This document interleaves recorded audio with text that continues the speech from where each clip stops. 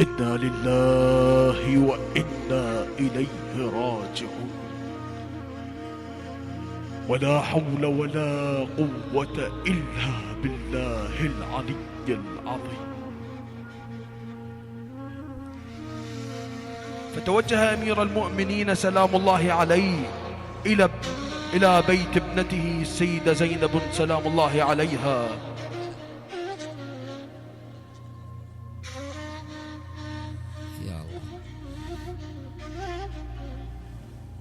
السلام عليك بنيتي زينب. وعليك السلام. وكيف حالك يا بنيتي؟ وعليك السلام يا أبتاه. أهلا وسهلا بمقدمك الكريم يا نور عيني. تفضل يا أبي بالجلوس.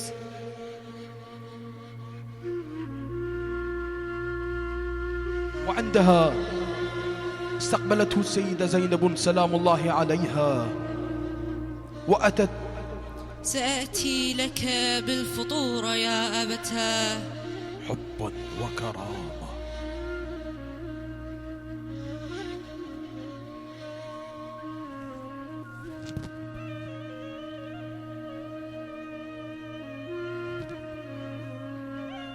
فجلس أمير المؤمنين سلام الله عليه ووضعت بين يديه طبق فيه خبز ولبن وملح جريش. بنيتي زينب، أتريدين أن يطول وقوف أبيك بين يدي الله؟ يا أبتاه، ما في الطبق غير اللبن والملح وخبز الشعير. بنيتي زينب، ارفعي أحد الأدمين.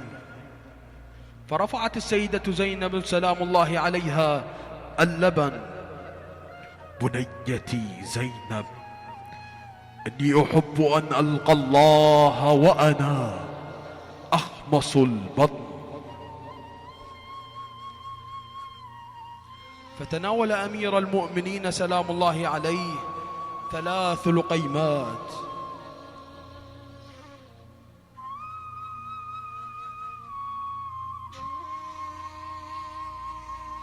وبعد أن أتم إفطاره سلام الله عليه قام أمير المؤمنين سلام الله عليه من مكانه. قام أمير المؤمنين وأخذ ينظر إلى زوايا البيت ويستعيد ذكريات رسول الله صلى الله عليه وآله وسلم وسيدة نساء العالمين فاطمة الزهراء سلام الله عليها. فنظر أمير المؤمنين إلى تلك الراية، راية رسول الله صلى الله عليه وآله.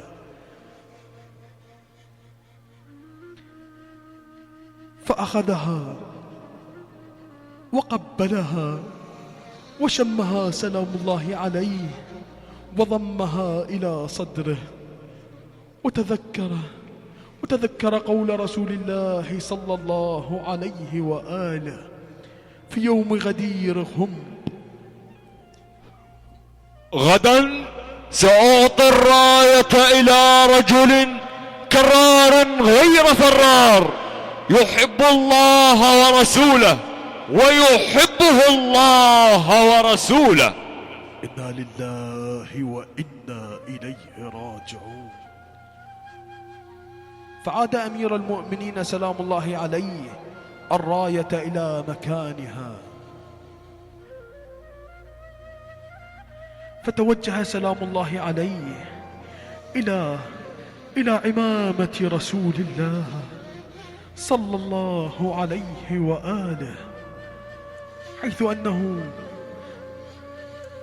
أخذها ويمسح بيده ودموعه جارية على خديه. فتذكر قول رسول الله صلى الله عليه وآله في يوم غدير هم: ألا من كنت مولاه فهذا علي مولاه، اللهم وال من والاه وانصر من نصره واخذل من خذله وأدر الحق معه حيث دار. إنا لله وإنا إليه راجعون ولا حول ولا قوة إلا بالله العلي العظيم. ثم أن أمير المؤمنين سلام الله عليه قام من مكانه وتوجه إلى سيفه، سيف ذو الفقار، وأخذ يستعيد ذكرياته في ذلك السيف.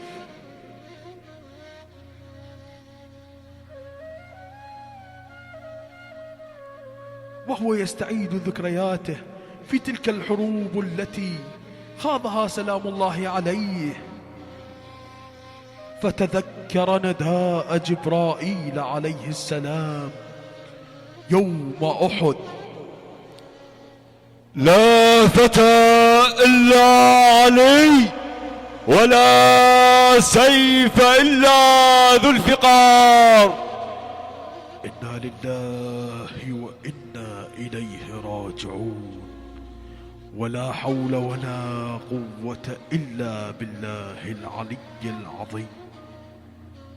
فأعاد سلام الله عليه السيف إلى مكانه،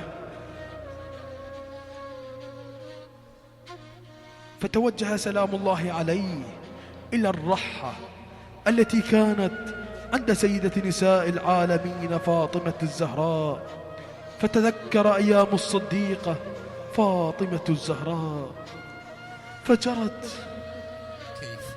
فجرت دموعه على خديه، كان يتذكر في تلك فتأثر الرحى تأثرا كبيرا. كان يتذكر في تلك الرحى كيف إن يدي سيدة نساء العالمين مجلت، وكيف إن ثوبها اتسخ وهي ابنة خاتم النبيين والمرسلين، وكيف إن الأمة كافأت رسولها بابنته إذ كسروا ضلعها وأسقطوا جنينها وأحرقوا باب بيتها حتى التحقت بالرفيق الأعلى، وكانت أول من التحق بعد شهادة رسول الله صلى الله عليه وآله. ثم قام سلام الله عليه إلى صحن الدار، وهو يقلب طرفه في السماء وينظر إلى النجوم والكواكب. ما كذبت ولا كذبت، إنها والله الليلة التي وعدني بها أخي وحبيبي رسول الله. اللهم بارك لي في الموت، اللهم بارك لي في لقائك، لا إله إلا الله، وإنا لله وإنا إليه راجعون. فتوجه أمير المؤمنين سلام الله عليه إلى ما كان عليه في أول الليل من الدعاء والصلاة وقراءة القرآن والتسبيح، فهو يعلم بأنه ذاهب إلى لقاء ربه. وبدأ أمير المؤمنين سلام الله عليه يتلو القرآن الكريم. بسم الله الرحمن الرحيم. ياسين والقرآن الحكيم إنك لمن المرسلين على صراط العزيز الحكيم. فهومت عيناه سلام الله عليه بالنوم، واستيقظ فزعا وهو يكرر من قول: إنا لله وإنا إليه راجعون، إنا لله وإنا إليه راجعون، إنا لله وإنا إليه خيرا يا راجعون. أبتاه، خيرا يا نور عيني، خيرا يا أبتاه، خيرا يا أمير المؤمنين. بنيتي زينب، لقد رأيت أن جبرائيل عليه السلام أخذ بحجرين وضرب أحدهما الآخر، فلم يبقى بيت في الكوفة إلا ودخله من ذلك التراب، وكأن نفسي نعيت إلي.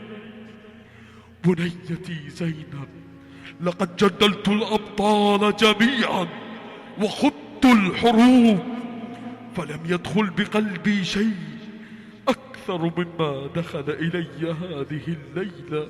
فداك نفسي يا أبتاه، فداك نفسي يا نور عيني، فداك نفسي يا أبتاه، لا تخرج لا تخرج، فداك نفسي يا أبتاه، فداك نفسي يا أبتاه. بنيتي، لا مفر من الأجل، وأنا أقسم عليك بجدك رسول الله ألا تخبري أحدا بهذا الأمر. ولما أراد الخروج سلام الله عليه إذ صاحت بوجهه الكريم الأوزات: